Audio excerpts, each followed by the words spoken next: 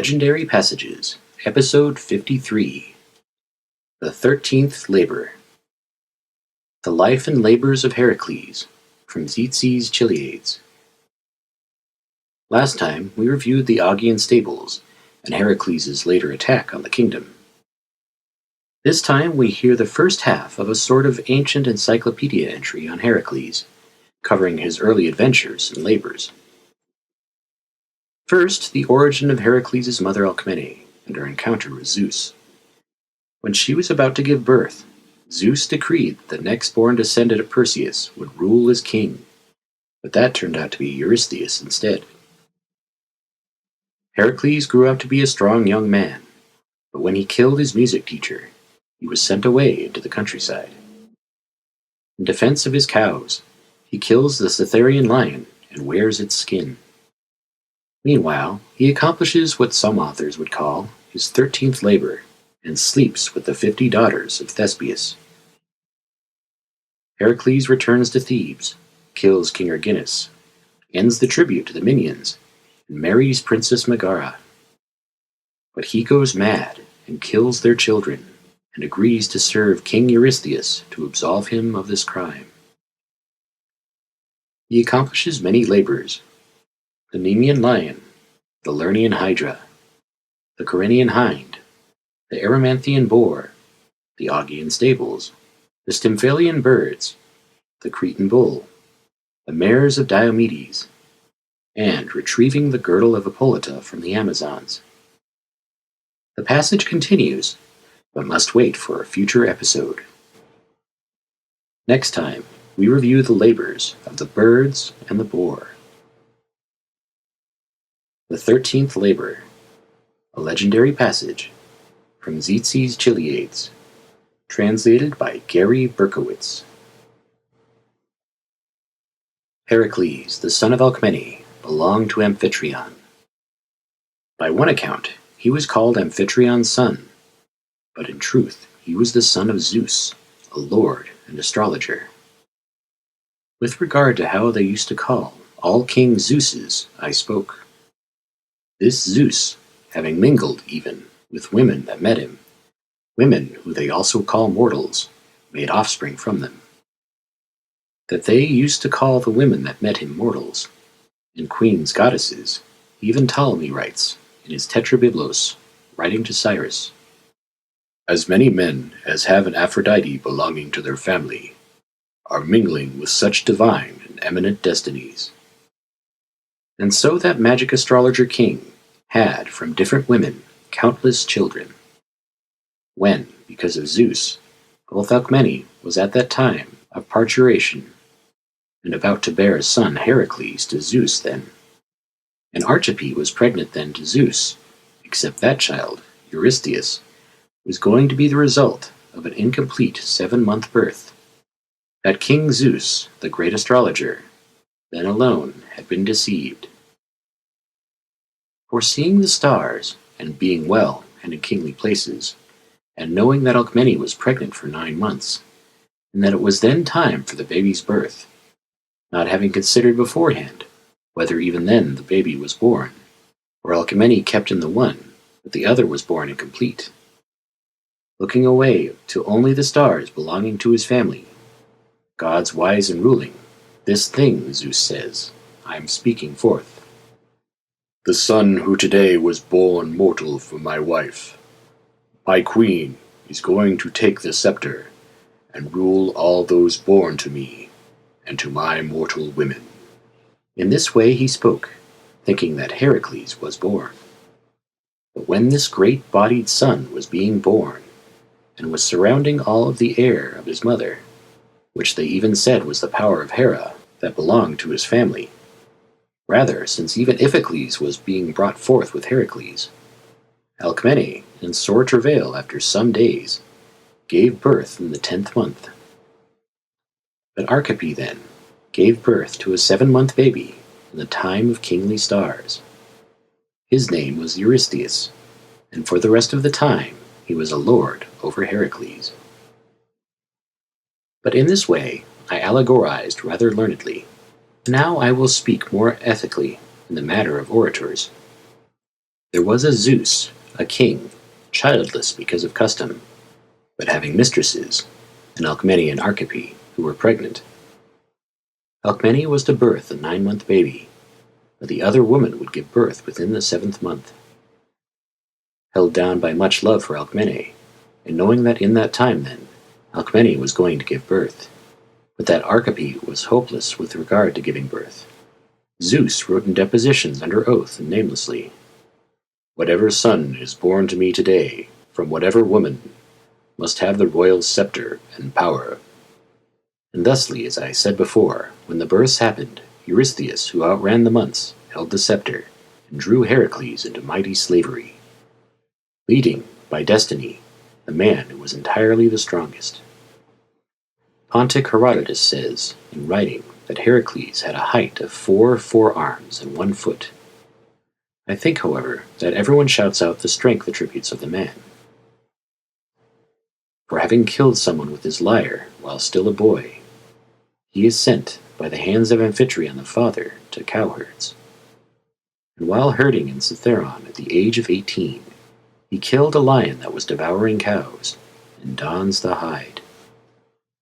I, however, accept that wild lions are in no wise in Thebes and Nemea and such places, unless perhaps driven mad out of some other places. As a sort of miracle, they streamed into what sort of places they speak. And Thespeus, knowing that he killed the lion, entertains him as a guest. Having 50 daughters from Megamede, he made Heracles drunk, and had all of his daughters lay in bed with him, for as long as 50 nights, 1 daughter for each night, in order they might conceive with him, and even bear children.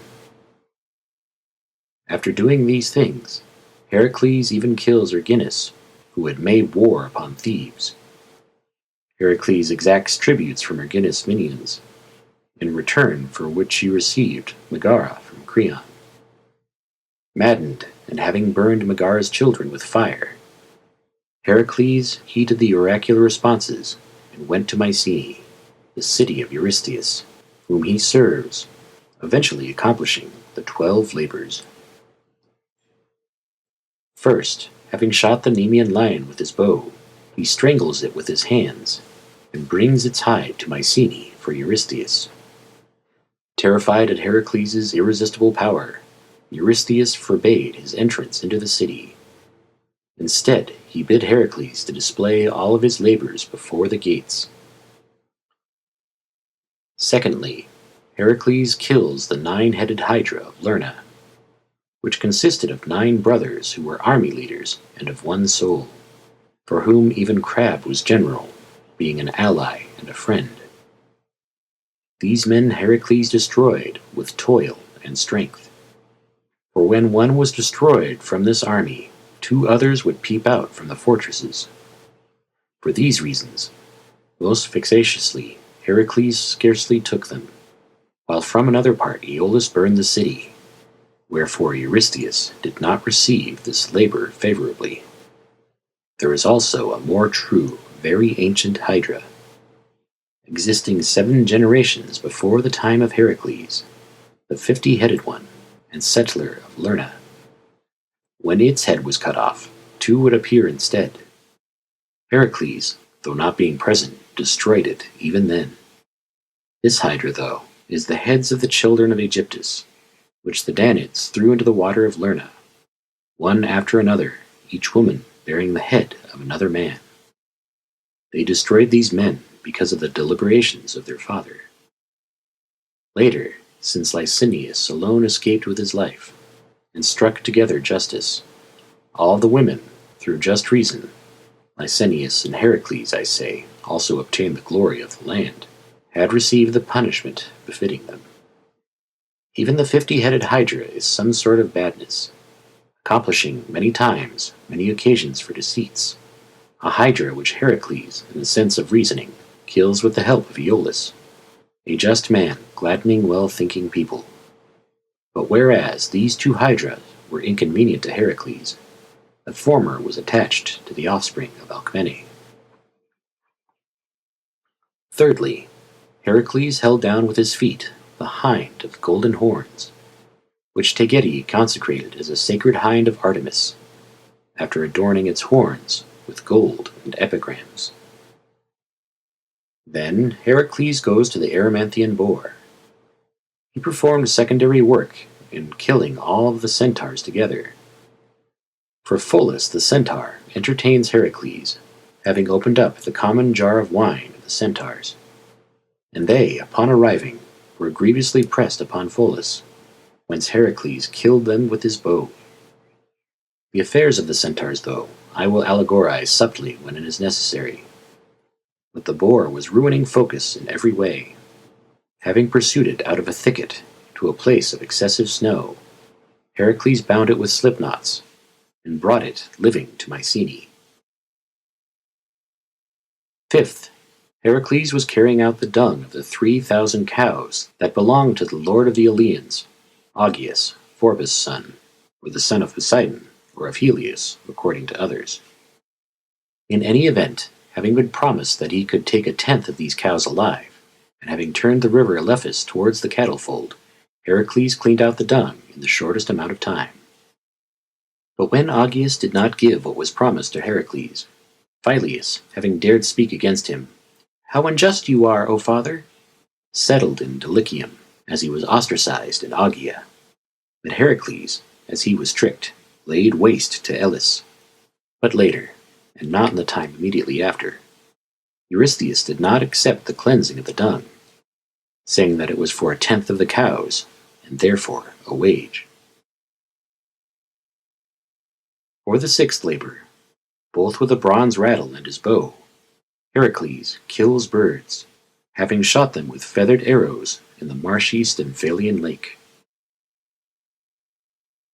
For the seventh labor, after overpowering the Cretan bull, Heracles carries it away while it was still alive, whether it was the bull that carried Europa across to Crete, or the one Poseidon brought out from the sea, which grew extraordinarily wild and was damaging Crete, and which Eurystheus sent away free. Going through Marathon, the bull was a thing of damage to the people of Attica. The eighth labor, involving the man-slaying horses of Diomedes, king of the Bistonians, and son of Cyrene and Ares, led Heracles by the sea. And the armed soldiers running together, all of those belonging to Diomedes, Heracles killed, including that man. But Abderus, the son of Erinus and a friend of Heracles, was rent in pieces by the horses, who ate him with their teeth. Abderus was from Locrian Opus, and a keeper of these horses. Heracles, after he placed the city Abdera over the body of Abderus, later conveyed the horses to Eurystheus. But dwelling in Olympus, the horses supplied food by beasts of prey. For the ninth labor, Heracles runs after the girdle of Hippolyta, since Admete, the daughter of Eurystheus, wanted it. With one ship, Heracles was carried across to the Amazons, and in the coasting voyage, after destroying all of Abretia together, Heracles gives the land to Mysian Lycus, the son of Dipylus, but only after Heracles defeated the brothers Amycus and Mygdon. Lycus calls the city of these people Heraclea, honoring Heracles, the one who cheerfully gave the place. But Heracles, having sailed at Themyscira itself, defeated the Amazons and took the girdle. In passing, he rescues Hesione from the sea monster. Then, the guest-slaying sons of Proteus, Tmolus and Telegonus, Heracles kills after he wrestled them down.